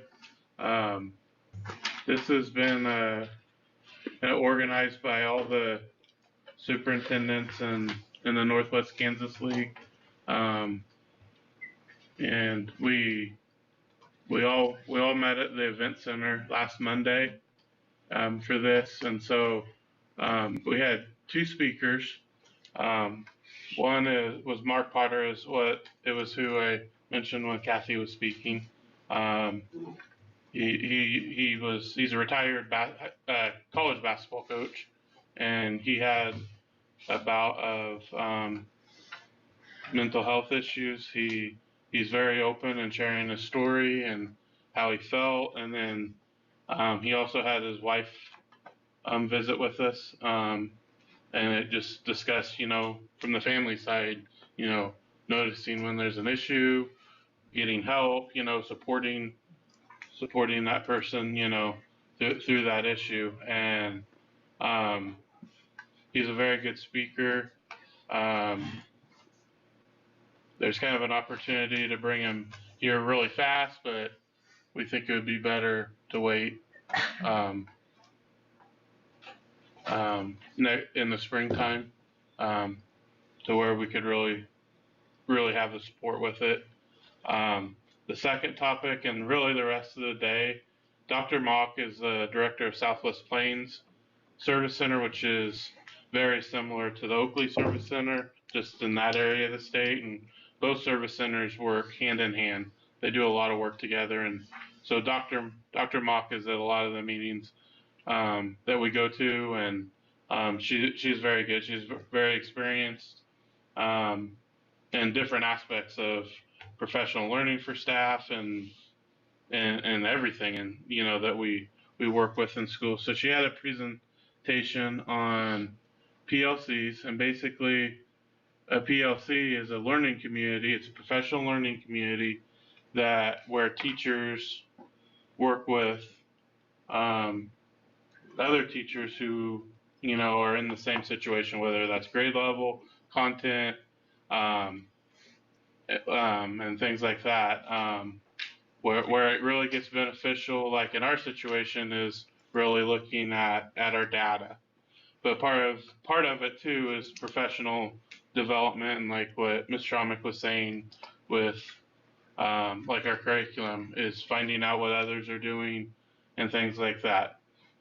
So they had 2 hours in the afternoon that they met with teachers. We had 16 different areas, 17 within the event center. Every admin had a group of staff. I had all of the 5th through 8th grade teachers in my group. And Lacey, who did you have? I had 2nd grade. And then I had the CTE teachers. And so we facilitated. Some of it is to stay on track and things like that. And they talked about different areas.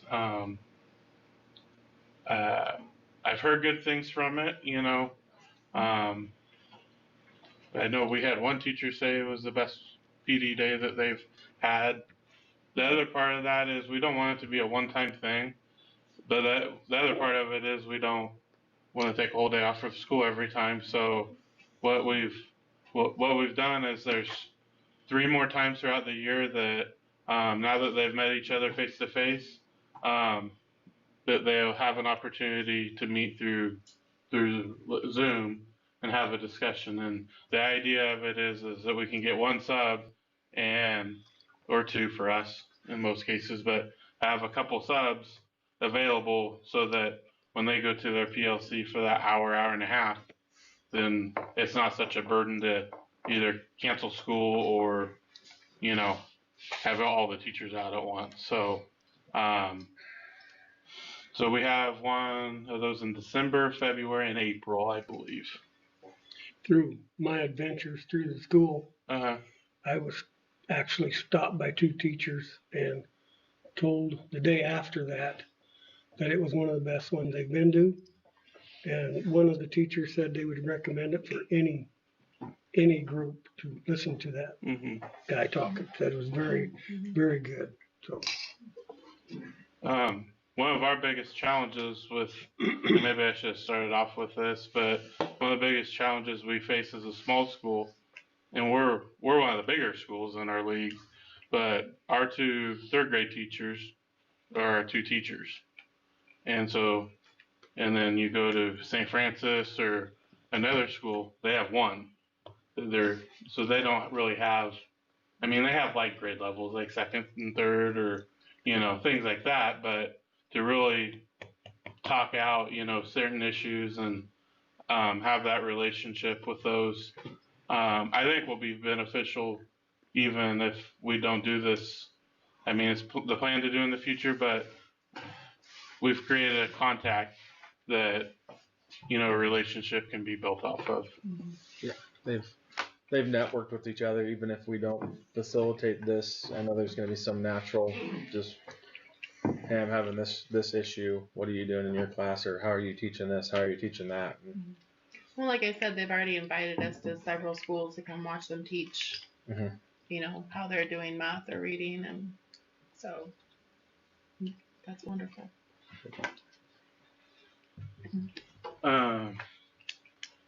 Next thing, collaboration days. We've had 2 so far.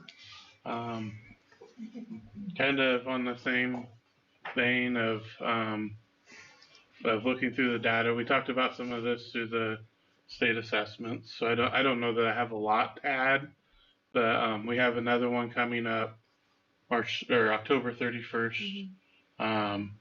That'll be our 3rd day. I don't know if we'll have the interim assessment. I can't remember what we're going through on interim. Yep, that'll be our last day that you can complete them. So what we will have that day. So yeah, we're planning on that data, and as well as trying to look at our kids' progress in that MyPath program, since we've got the assessments done in that, and we've done the FastBridge assessments, and kind of established a frequency. And through looking at the data at the high school level, we also got together to try to make sure we're all rowing in the same direction on what we're doing in our seminars on getting these kids to put in the effort and hopefully help fill in those gaps that we're finding. So that's the whole intention. Well, and we can dig into our state assessments and see, who's at a 1, who's at a 2, and maybe it's just 2 points that we need to go up. Maybe maybe that kid that's a 1 actually went up 300 points, but they're not quite there. So we can. Yeah. We have their actual scores and we can look at them individually. So we're kind of excited to be able to take the time to do that. So. KISA kind of goes into their collaboration days were built off of our KISA collaboration plan that we developed.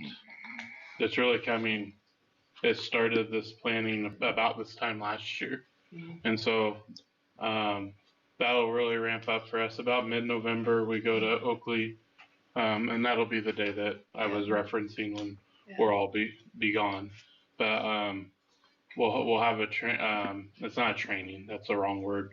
We'll have an opportunity to start developing those first steps. After that day in November, we'll have 60 days to develop our action plan. Which will be. We have to bring it here to have them approve it too. Yeah. So we'll probably have to have that done in December, I would guess. So when we go in November, we will meet with St. Francis, Wallace County, and Quinter, and that way we can see what they're doing, they can see what we're doing, and it's just kind of nice to have some discussion on what other schools are doing. So. The goal is to build off of our collaboration days. It's not like we're reinventing the wheel this year. It's the next step, basically, is the way I really see it.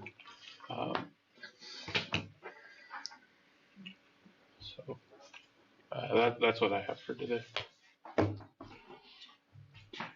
Okay. I have some notes from the previous board meeting because I was at JV football. So I was just going to share a few notes from that too. On that, Mr. Green had said that they did their first contest. So this goes back almost a month now, but they had dairy judging in Colby, and the Green Hands, which is a freshman's, placed second, just barely missing out on first, and they were getting ready to do land judging. I'm not sure how that turned out, and they were planning their annual hog roast, which they had last Thursday.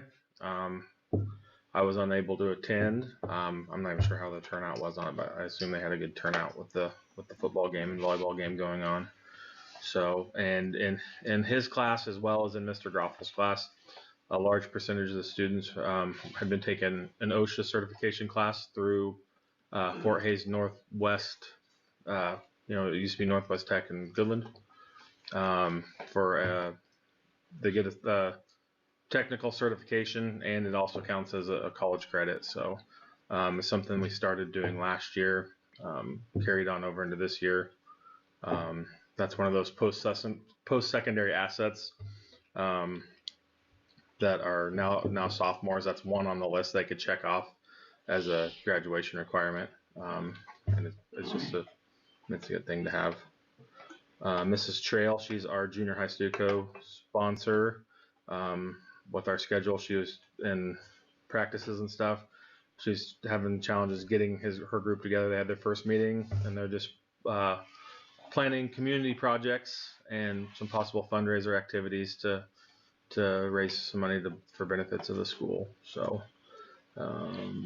let's see, on to this go around. We had 10 students take the ACT October 14th. Mrs. Bowles administered that. I believe it was the pencil and paper version. There's a pencil and paper version and an online version. This was a voluntary one. If you want to take it, you could sign up for it. We hosted it. We will give one later in the year that all juniors will take. So, National Honor Society had their induction ceremony last Wednesday, and we had 4 new members be inducted. The members were Brandon Salas, Peyton Sampson, Luke Siss, and Olivia Rickford.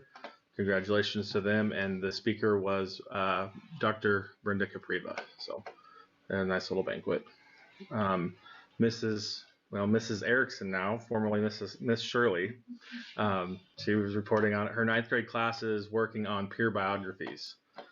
She said she's impressed with their ability to peer edit and helping kids become better writers. And the peer biographies will end up with a final essay, class presentation, and a final bound book for the students to keep. So kind of excited to go see what that looks like. So other than that, the only other note I really had was that the Colby in service too. Mr. Stoddard had already talked about it, but I thought it was great. All these teachers I talked to echoed that same thing. It was really good to get with their peers from other schools and in short talk shop what they do.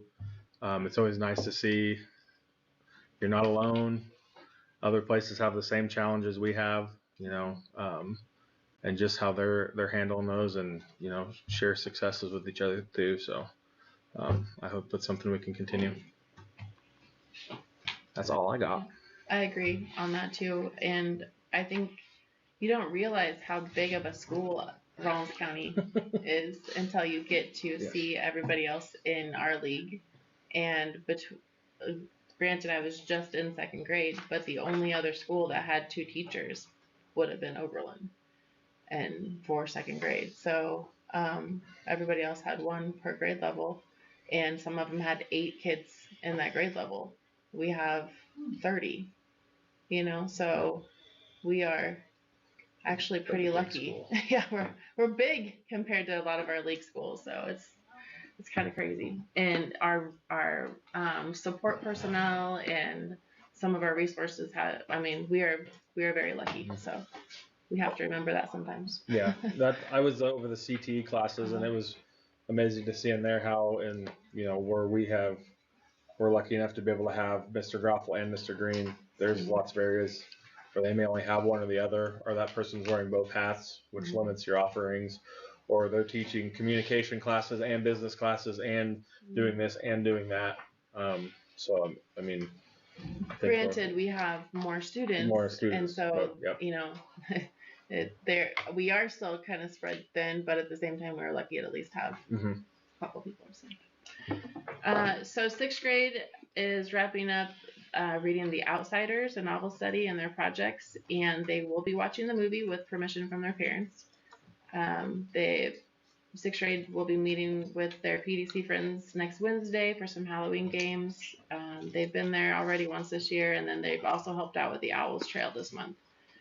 The girls will be wrapping up their volleyball season this week, and sixth grade boys started their first basketball practice today, so they were pretty excited. Can't believe we're in basketball. It's crazy. Which leads to where did they change and how did they get there? Anyway, so we got it all figured out today, I think. Kindergarten has been to the story walk several times and it visited the post office, the dental clinic, and the bank. Fifth and sixth grade had a presentation on puberty done by Project Frontier. They bring in a nice lady that's willing to do that for us and with permission from parents. We held bus evacuation drills for all of the elementary students. Went nice and smooth.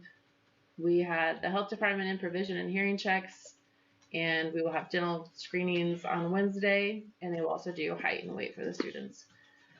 Kindergarten, first, second, and third have gone to the pumpkin patch for grassroots. Fourth grade was supposed to go Thursday, but that's when we had our thunderstorm. So they were rained out.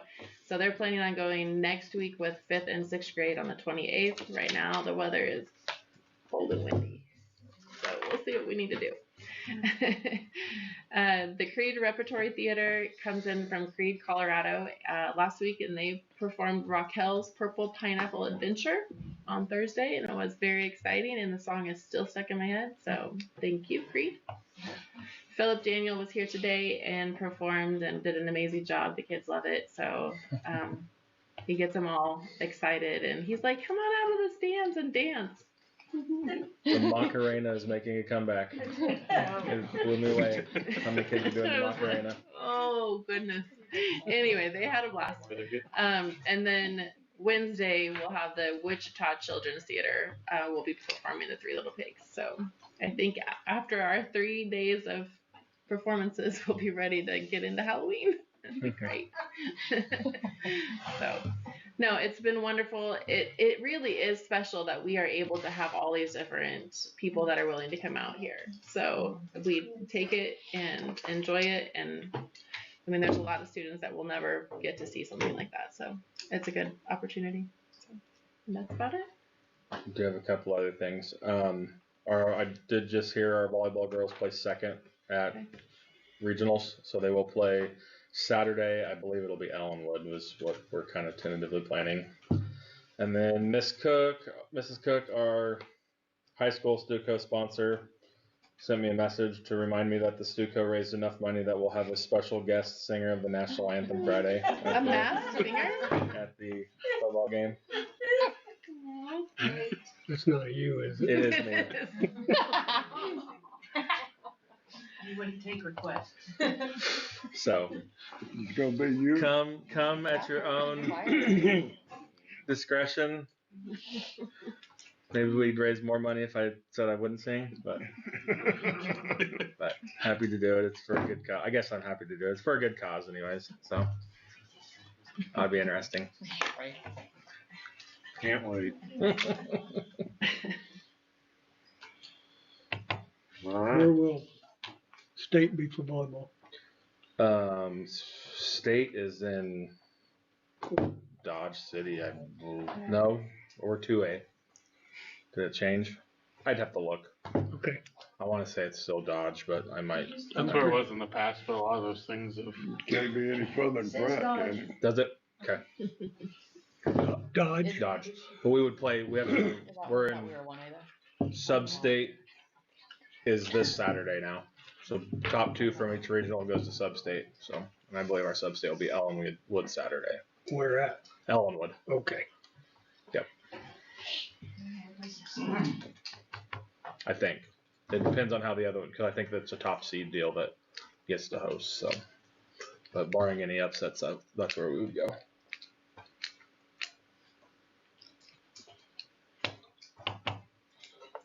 Good. Is that all? I think so. Okay, very good. We can move on to executive session. Looks like we got a couple. Can we take a break together? Yeah. Anybody have a motion for a 5 I'll make a motion to take a 5-minute break. I'll second. All right. All in favor? All opposed? There we go.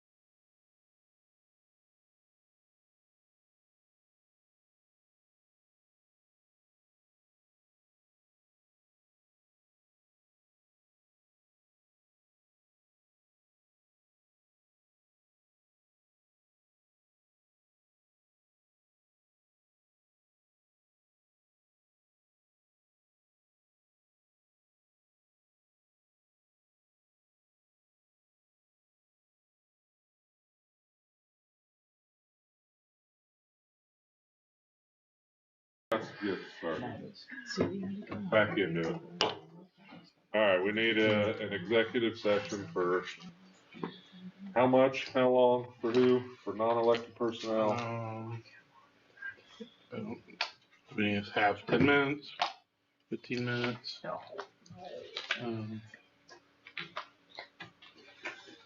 Start with 10. Okay. I'll make a motion to go into executive session for non-elected Do it, Trevor. personnel. With board admin with the right to call in Trevor when needed. Can we do that? I'll second that motion. All right, Wiener with the motion, Terry the second. 10 minutes with the right to bring, right to bring Trevor in if needed. Any further discussion? All those in favor? All opposed?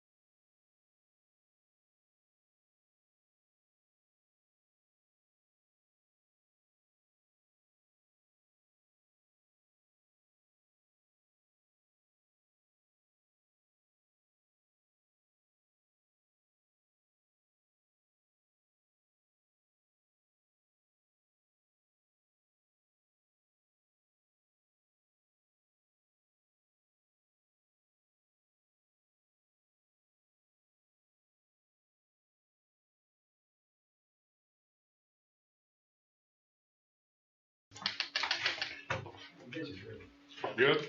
Good. Okay, we're back in regular session. Is there a motion to be presented? I'll make a motion that we go into executive session for non-elected personnel, board admin, and Trevor for 10 minutes. All right, 10 minutes, board admin, non-elected personnel. Trevor. Weiner made the motion. Amber second. All those in favor? All opposed? All right.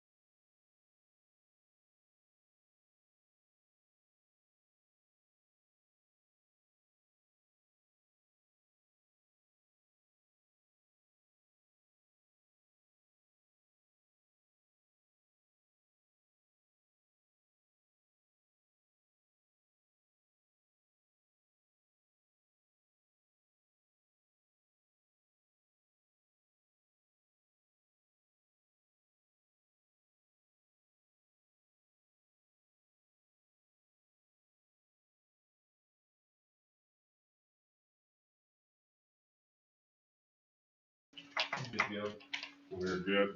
All right, back in regular session. Do we have a motion? I hate to do this.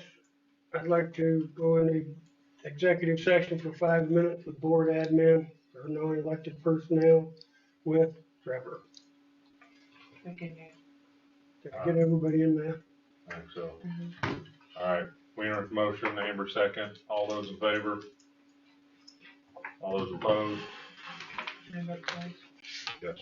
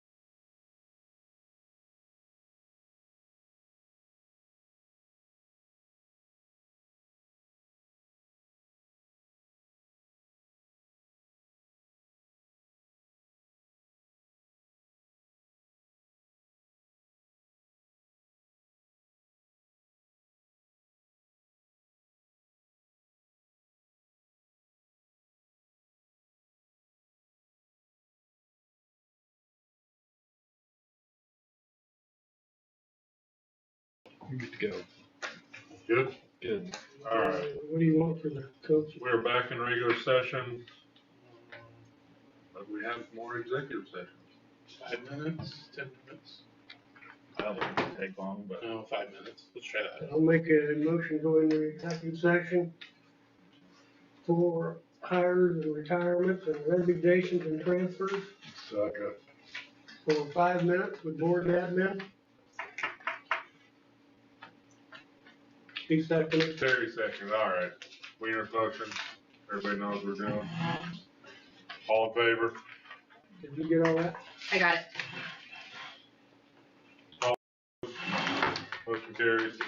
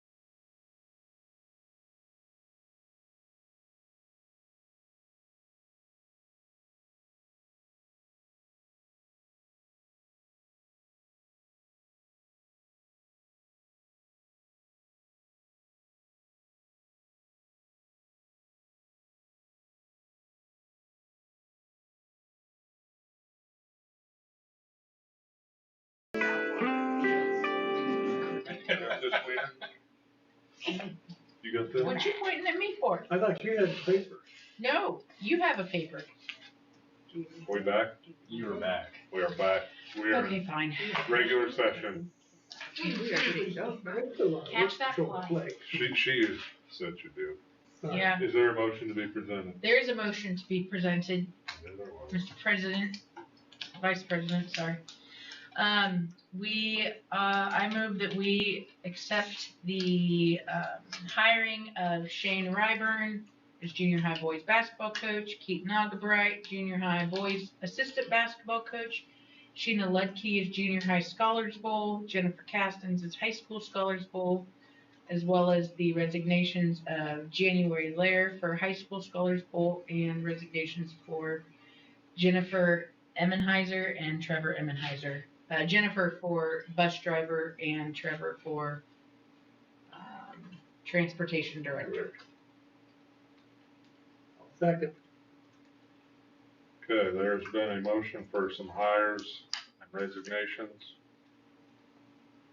by Megan and a second by Weiner. Any further discussion? All those in favor? All those opposed? Motion carries. Let's see, 10 minutes? I'll make a motion to go into executive session with board admin for non-elected personnel for 10 minutes. Should have listened. No. All right, motion for 10 minutes. Non-elected personnel. Board and admin by Weiner, second by Terry. All those in favor? All opposed?